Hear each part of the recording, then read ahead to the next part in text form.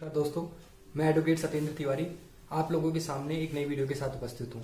दोस्तों, आज का टॉपिक होने वाला है पीएफ फॉर्म। एक पीएफ फॉर्म क्या चीज होता है, इसको कैसे फिल आउट किया जाता है, इसकी क्या नेसेसिटीज होती हैं और इससे रिलेटेड जो भी सारे मिथ्स हैं या ये क्यों यूज होता है, कैसे बनता है, कैसे फॉर्म होता है, वो सारा इस वीडियो के माध्यम से मैं आप लोगों को बताने जा रहा हूँ।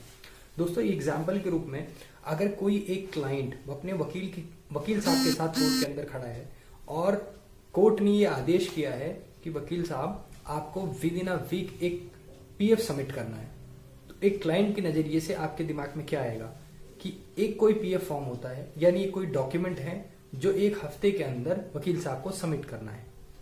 तो मैं उसी डाउट को आपका क्लियर करने वाला हूं कि पीएफ फॉर्म होता क्या चीज है।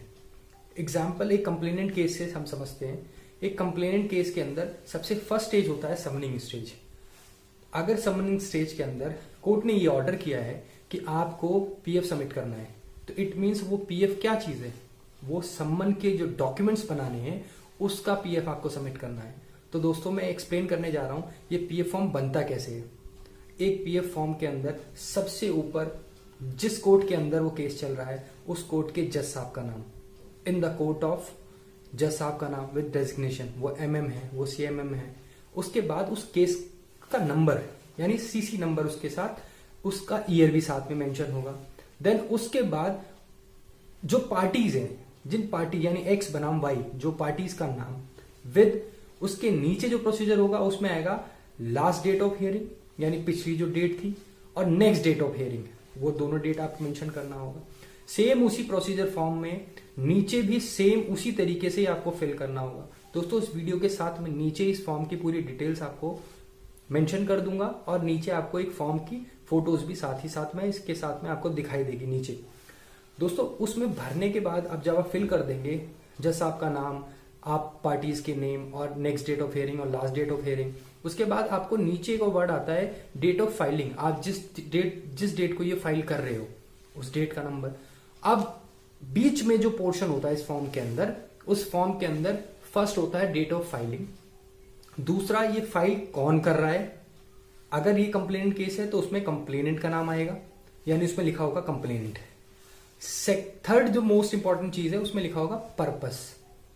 पर्पस क्या चीज है इसको हमें सबमिट करने का, ये पीएफ हम क्यों सबमिट कर रहे हैं। दोस्तों, पीएफ मतलब प्रोसीजर फॉर्म, वो सारे आदेश जो कोर्ट देती है कंपाइल करने के लिए, कंप्लीट करने के लिए, वो सारे आदेश पीएफ यानी प्रोसीजर फॉर्म के थ्रू ही करवाए जाते हैं।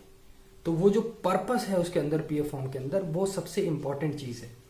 हम एक समनिंग केस की बात कर रहे हैं तो उसके अंदर हम नोटिस टू अक्यूज्ड लिखेंगे, यानी एक कंप्लेनेंट एक अक्यूज्ड को नोटिस भिजवा रहा है, उसी को सम्मन बोलते हैं। तो नोटिस टू अक्यूज्ड लिखेंगे हम पर्पस के अंदर।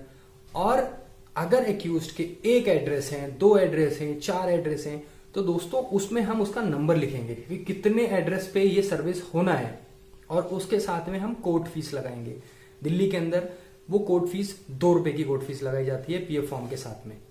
अब अगर आप एक सम्मन पीएफ बना रहे हैं तो दोस्तों मैं इसको ब्रीफली एक्सप्लेन कर देता हूं। एक सम्मन पीएफ बनाने के लिए आपको क्या क्या डॉक्यूमेंट्स रिक्वायर्ड होते हैं और किस तरीके से एक सम्मन सर्व होता है पीएफ का, ये बहुत ही इंपॉर्टेंट और इजी वे में आपको मैं बता रहा हूं। अगर आप एक पीएफ फॉर्म को, आपको ये पूरी डिटेल्स आपने फिल कर दिया और पर्पस के अंदर नोटिस टू अक्यूज्ड कर दिया, और अगर किसी अक्यूज्ड के 2 एड्रेस हैं, तो दोस्तों आपकी जो प्लेंट की कॉपी होगी, यानी जो आपका केस की जो डॉक्यूमेंट्स हैं, जो प्लेंट बोलते हैं उसको, उसकी जो कॉपी है उसको आपको 4 सेट करवाने होंगे। 4 सेट मतलब आपकी जो प्लेंट की कॉपी है एक एड्रेस पे 2 सर्व होती है, यानी कोर्ट के अंदर 2 कॉपी सबमिट होती है। एक कॉपी जो होती है सम्मन की वो कोर्ट के थ्रू सर्व होती है और दूसरी होती है नजारत के थ्रू, यानी कोर्ट का ऐसा आदमी जो उसको बाय हैंड सर्व करके आता है। और दूसरा जो डॉक्यूमेंट होता है वो कोर्ट के कुरियर के थ्रू, यानी आरडी, रजिस्टर्ड पोस्ट, और आजकल इलेक्ट्रॉनिक मोड्स भी आ गए, उसके थ्रू सर्व होता है। तो सम्मन केस के अंदर ये बेनिफिट्स होते हैं, बट इसके अंदर एक्सेप्शंस भी आ गई हैं। एक्सेप्शंस वो हैं जैसे एनआईए के केसेस हो गए। एनआईए के केसेस के अंदर आपको एक अपवाद ये मिलेगा कि अगर आप कोर्ट के अंदर जाते हैं उसमें सिर्फ आपको ये डॉक्यूमेंट्स फिल नहीं करना है, आपको सिर्फ एक सम्मन का फॉर्मेट अपने पेन ड्राइव के अंदर डालिए, वो डिजिटल साइन करके आपको दे देंगे और उसके बाद आप प्रिंट निकालिए और आप सम्मन खुद सर्व करिए, यानी खुद स्पीड पोस्ट के थ्रू आप सेंड कर दीजिए। सम्मन का मेन मतलब क्या होता है? एक पीएफ फॉर्म अगर सम्मन का हम सर्व करते हैं तो उसका मेन मोटिव ये होता है कि जो सेकंड पार्टी है, यानी जो दूसरी पार्टी है, उसको इंस्ट्रक्शन भेजा जाए, उसको ये बताया जाए कि आपके खिलाफ ये केस चल रहा है। दोस्तों मेरा ये जो टॉपिक था, मैं सिर्फ पीएफ के बारे में आपको बता रहा था। तो पीएफ के अंदर सम्मन भी इंक्लूड है, इसमें आपका बेलेबल वारंट भी इशू है, इसमें नॉन बेलेबल वारंट भी हो सकता है, इसमें 82 की प्रोसीडिंग भी हो सकती है। वो सारे आदेश, यानी पीएफ फॉर्म एक ऐसा फॉर्म है जो कोई भी आदेश कोर्ट करता है वो आपको फिल करके अलमद रूम में ये चीज सबमिट करना होगा। एग्जाम्पल के रूप में अगर कोर्ट ने कहा है कि इस अक्यूज के खिलाफ नॉन बेलेबल वारंट इशू करना है, तो आपका वो पीएफ फॉर्म सारा सेम सबमिट होगा, बस उसके अंदर वो पर्पस जो लिखा है उसके अंदर आप नॉन बेलेबल वारंट फिल करके और उसके साथ में जो भी आपके कोर्ट फी के टिकट्स वगैरह सब कुछ रहेगा। और फाइल कौन कर रहा है? कंप्लेनेंट, वो उसके साथ में लगा देते हैं। ये एक प्रोसीजर फॉर्म को फिल करने का तरीका होता है। दोस्तों प्रोसीजर फॉर्म बहुत ही इजी वे है।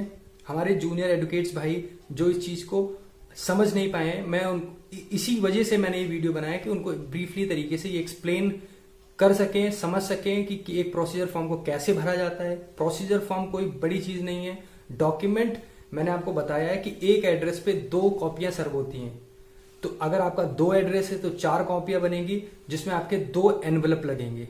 उस 2 एनवलप पे आपको जहां जो दोनों एड्रेस है उस एड्रेस को लिखा जाएगा और उसके बाद अगर आपको रजिस्टर्ड पोस्ट करना है, रजिस्टर्ड पोस्ट करने के लिए आपको उन प्लेंट की, उस आपको एनवलप की और उसके साथ में एक एडी लगेगा, एक्नॉलेजमेंट कार्ड जिसको बोलते हैं, अंतर्देशीय कार्ड जिसको बोला जाता है, उसको वो साथ में लगाना होगा आपको।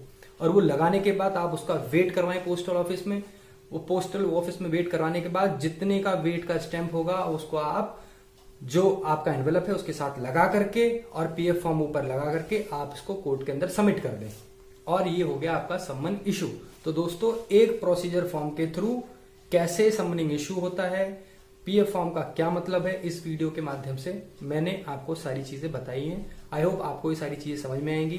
नेक्स्ट वीडियो के साथ मैं नेक्स्ट टॉपिक के साथ मिलूंगा। दोस्तों मैं लॉ से रिलेटेड सारी जानकारी जो कोर्ट के अंदर हम बेसिक टर्मिनोलॉजी के साथ यूज करते हैं, मैं अपने वीडियो के माध्यम से आप लोगों को बताने की कोशिश करूंगा। दोस्तों मेरा ये चैनल आप सब्सक्राइब करें, लाइक करें, शेयर करें। Thank you so much. नमस्कार।